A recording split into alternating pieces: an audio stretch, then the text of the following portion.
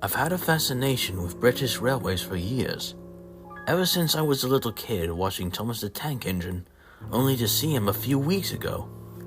I moved to Sodor to feel my fascination for the trains with faces.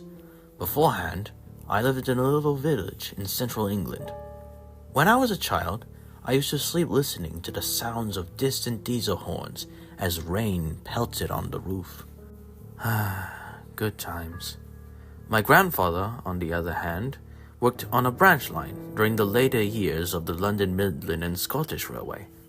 He used to tell me stories of when he was a cleaner, then a fireman, and finally becoming an engine driver. It was always my dream just to be like him, to go soaring down the line, holding on the regulator as the wheels pounded the rails. Of course, though, as you probably know, that wasn't to be. Unfortunately, he had passed away a few years ago. But one of his stories he told me has always stuck with me. I was about 13 years old, and I was reading one of his old railway books. I flicked through the pages as the wind whistled lightly outside, and the old clock ticked away in the dining room. The clouds made shadows that danced over the walls as the sun shone brightly.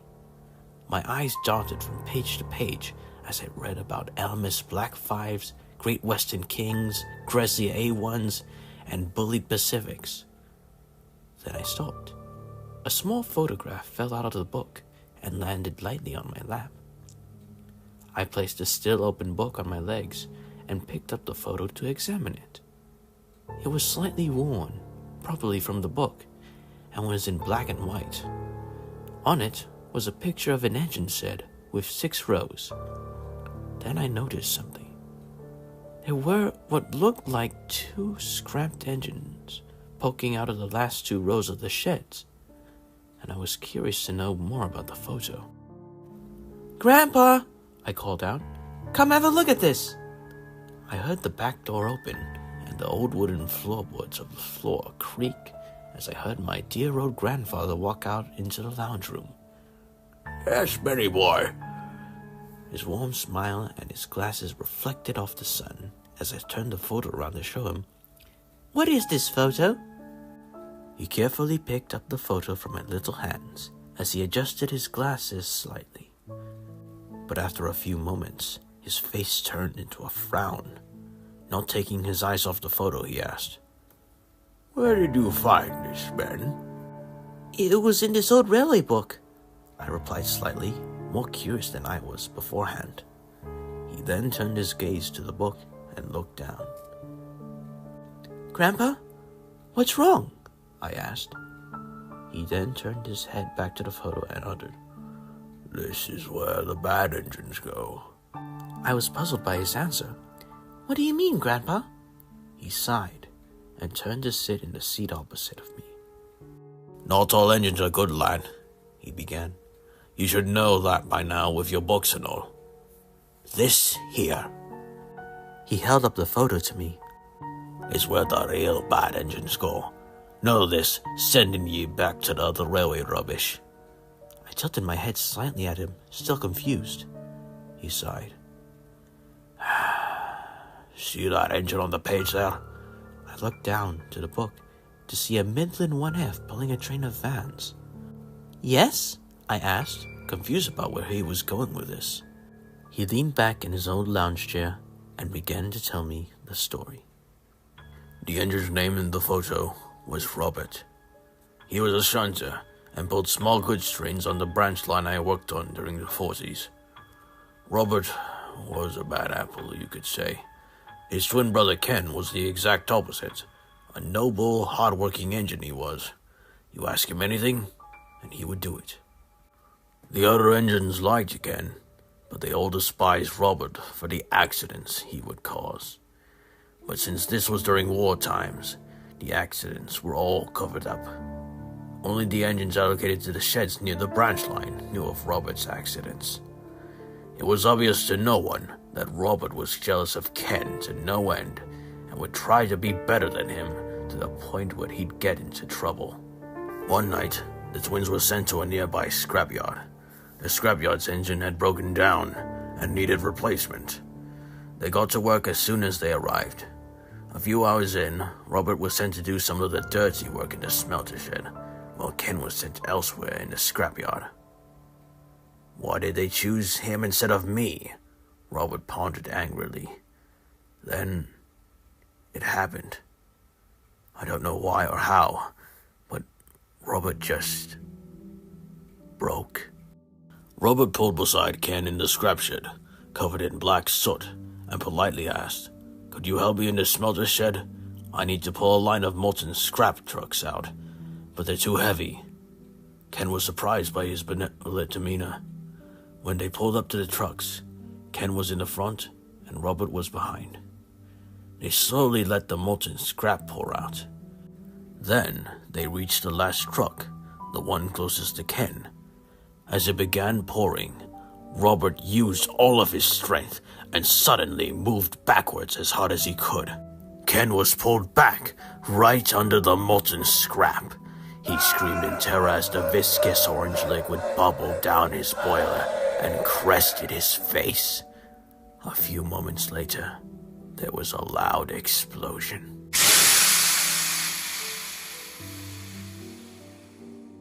Ken was no more. Robert would finally be the favorite. He would be the one who would show the engines that he wasn't all bad and could be useful. But obviously that wasn't to be. When our controller asked Robert about what happened, he blatantly replied, "He went in reverse. I tried to hold back, but I couldn't." Of course, our controller, knowing Robert, didn't believe him for a second. The controller just shook his head and walked away from him.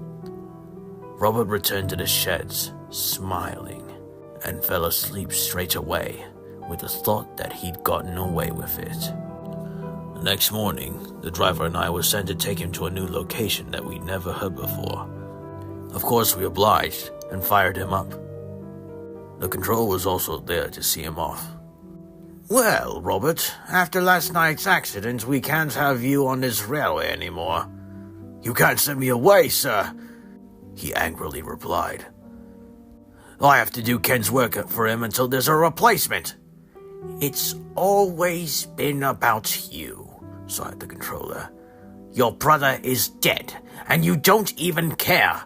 I'm ashamed of you. I'm sending you to a place where you'll finally be useful.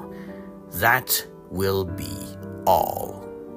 He turned around and walked away. Robert smirked. "I didn't want to be on this sodding railway anyway." Then we set off. The trip went smoothly until we reached the place as rumbling storm clouds approached. The sun began to fade over the horizon in the opposite direction. A large gated-up line with signs reading, "No trespassing," and "Warning, no exiting engines allowed." "What is this place?" the driver asked, but I ignored his question as an armed guard walked up to the engine. Number's 2630. We've been expecting you." Another man slowly opened the barbed wire gate. Then we went in. The place was unkept. Pieces of scrapped engines littered throughout the facility. 4 sheds gloomed as thunder rumbled overhead, and the rain began. A man stood out in front of the shed and walked up to the cab. 2630? he asked in a gruff voice. We nodded, and he nodded back as he walked into the shed. The rain was pouring heavily at this point. Inside the shed, it was pitch black as we slowly moved inside. Robert's eyes darted around, even though we couldn't see anything. Suddenly, we heard it. Quiet at first, but then it grew louder and louder. It was moaning and crying coming from around the shed. Then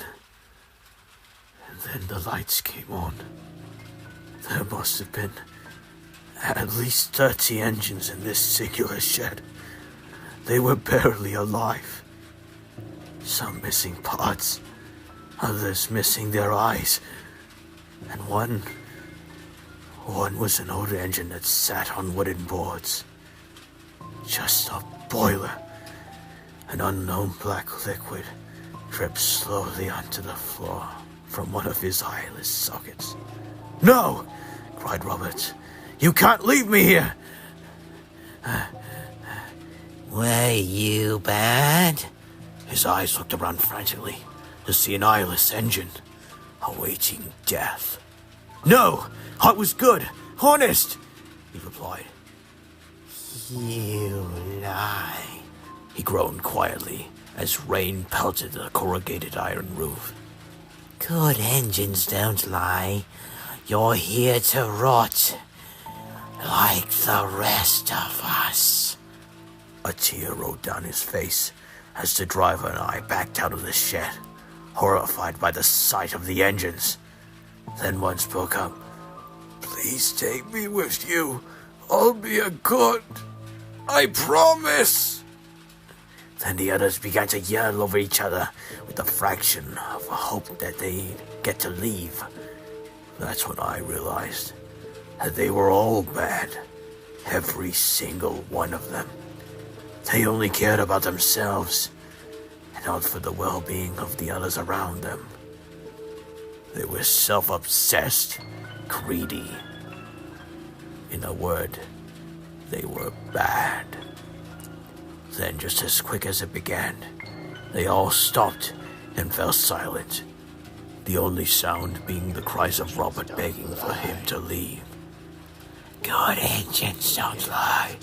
Good engines don't lie. Good engines don't lie."